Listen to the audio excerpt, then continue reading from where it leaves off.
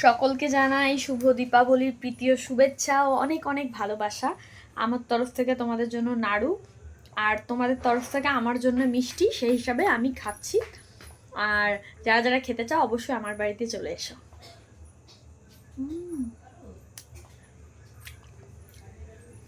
অনেক আছে, এই দেখো। খেতে হলে কিন্তু আসতে হবে, না খেলে আমি কাউকে দেবো না, কাউকে গিয়ে খাওয়াতে পারবো না। যারা যারা খেতে চাও তারা জলদি জলদি আমাদের বাড়িতে চলে এসো। টাটা সবাইকে, সকলের দীপাবলি খুব ভালো কাটুক।